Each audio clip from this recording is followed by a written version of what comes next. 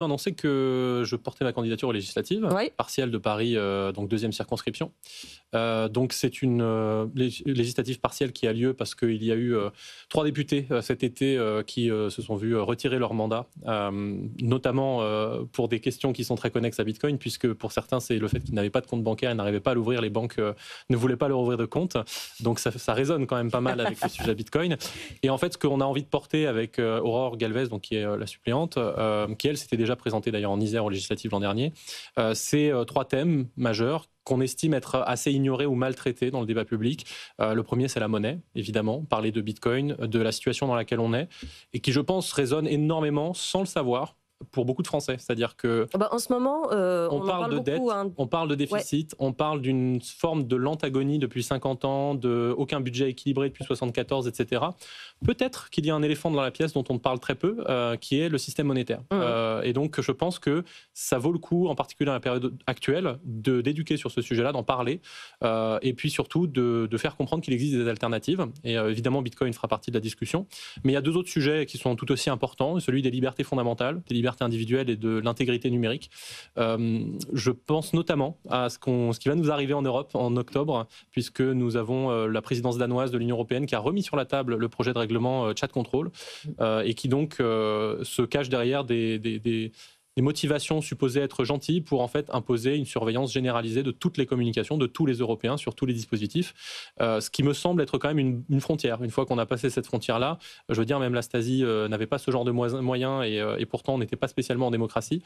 Donc là, c'est quelque chose qui me semble assez urgent, assez inquiétant, et qui, pareil, semble absent quand même pas mal du débat public. Ouais. Et puis il y a un troisième sujet aussi important, parce que je pense que là-dessus, Bitcoin peut apporter énormément et que ce n'est pas assez discuté dans le débat public, c'est celui de l'énergie, qui lui est un sujet qui est évidemment débattu dans le débat public, puisque nous avons eu notamment la PPE cette année, donc la feuille de route française pour les 10 prochaines années sur l'énergie, et où on a vu en gros des gens s'écharper sur un débat sempiternel entre le nucléaire, les renouvelables, etc. Alors même que les spécialistes derrière, que ce soit la Cour des comptes quand elle regarde le budget, le commissaire à l'énergie atomique très récemment dans la note qui avait été révélée cet été, disent en fait l'offre, on s'en fout. On a déjà pléthore d'offres, on ne sait pas quoi faire de notre électricité, on exporte déjà tout ce qu'on peut.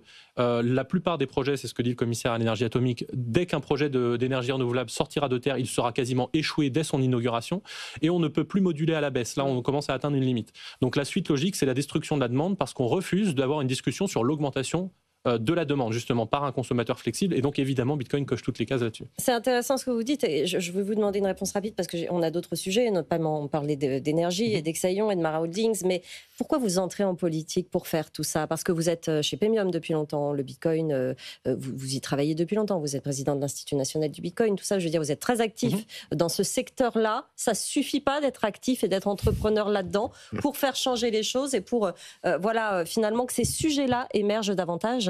Non, malheureusement, je le déplore. J'aimerais que ça suffise, mais nous sommes une nation politique. Ça a des bons côtés et des mauvais. Nous sommes une nation extrêmement centralisée, et donc ça a des bons côtés et des mauvais. Mais ce qu'on constate, c'est que, on l'a dit juste avant, on peut crier dans le désert, on peut entreprendre, on peut essayer de créer de l'emploi. Je l'ai vécu moi-même quand j'ai essayé de lancer une autre entreprise sur le minage de Bitcoin en France, sur la récupération de méthane dans les sites d'enfouissement. En fait, l'État est mon concurrent direct par les subventions, par le fait que l'ADEME prend 60% des connexions au réseau, par le fait que EDF a un tarif régulé, par le fait qu'il y a un oligopole bancaire qui refuse d'ouvrir des comptes bancaires. Donc en fait, ça ne suffit pas. On ne peut pas tout faire. Et donc, il faut porter ce débat autre part. En l'occurrence, l'arène politique me semble être un bon endroit pour le porter.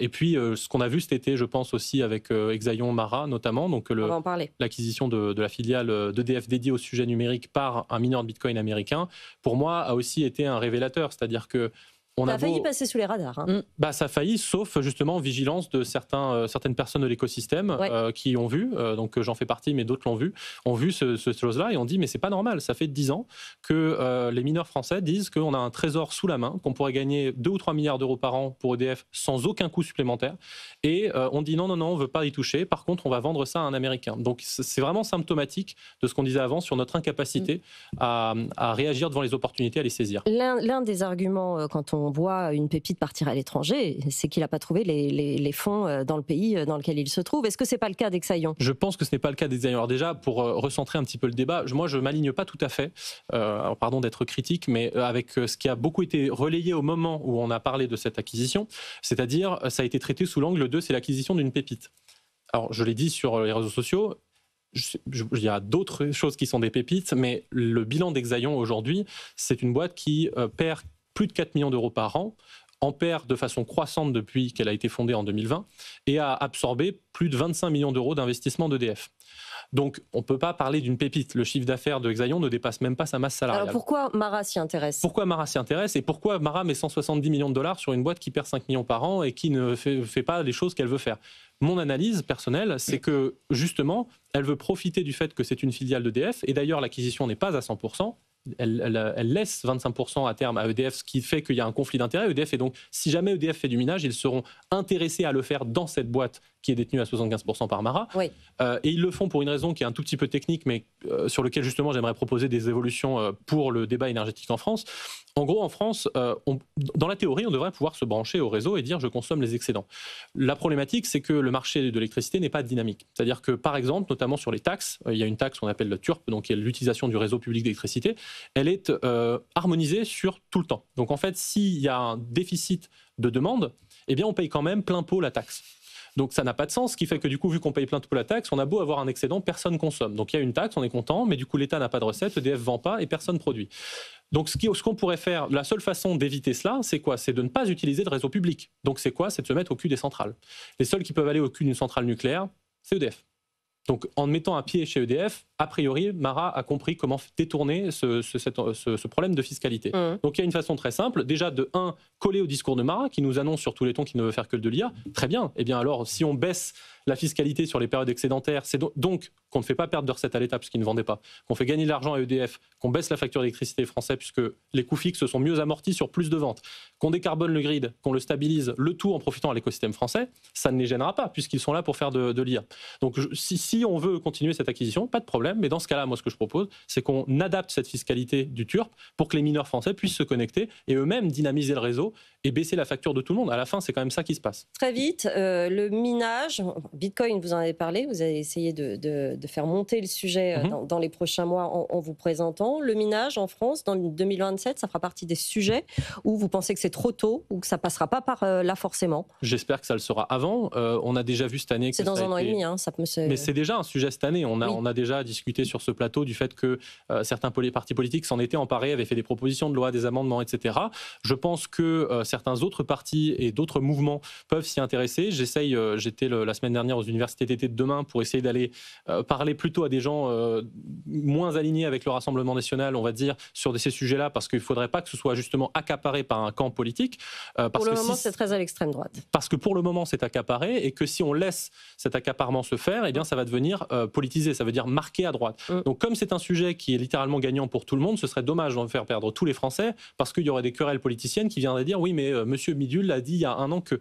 Donc ce que j'essaye de faire aussi, c'est de montrer que c'est un sujet qui touche tout le monde, qui n'a pas de marqueur politique particulier et encore moins à l'extrême droite. Donc c'est pour ça que je parle aussi de liberté fondamentale, de monnaie, d'inflation, etc. Et que le minage de Bitcoin, qui à mon sens est déjà rentré dans le débat public, là, on a le décret d'application de la PPE, on ne sait pas s'il va sortir avant ou après le vote de confiance, mais dans l'idéal, il faudrait pouvoir l'inclure dès ce moment-là et pas attendre 2027. Nathalie Janson, ça pose un peu la question, et on parlait d'innovation tout à l'heure, mais de la position de l'État sur les activités stratégiques dans des domaines émergents, des domaines que tout le monde ne comprend pas. Voilà. Là, on est quand même sur des questions essentielles. On sait, nous, que ça va être essentiel et que ça pourrait régler beaucoup de problèmes. On a l'impression que l'État, l'Europe, la France a du mal à se positionner et à faire des actions très concrètes, justement, sur ces opérations-là.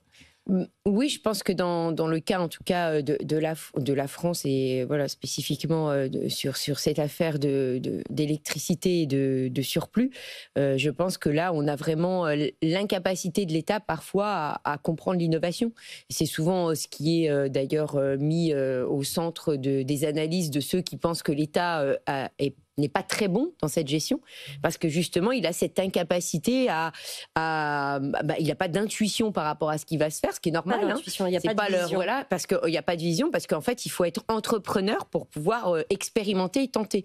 Et là, on voit effectivement, puis après, je pense qu'il s'est rajouté aussi un dogmatisme, je pense que c'est le moins qu'on puisse dire, c'est-à-dire une fois qu'on a éventuellement essayé de montrer qu'ils avaient peut-être tort, mais là, vous prenez de front l'idée que non, mais moi je sais. En fait, c'est une espèce de conviction qu'en fait, on a ce qu'on appelle la prétention du savoir, il y a un beau livre qui a été écrit par un libéral qui s'appelle Hayek, où c'est ça, en fait, c'est la prétention de l'ingénieur qui ne supporte pas qu'en fait, quelqu'un lui montre que peut-être éventuellement il a tort, et donc il va s'enfoncer dans sa mauvaise réponse, mais parce qu'il ne veut pas remettre en cause ce qu'il sait. Et ça, c'est quand même, par contre, très dommage. Alexandre ? Juste un mot pour rappeler ça, effectivement, parce que vous parlez de dogmatisme.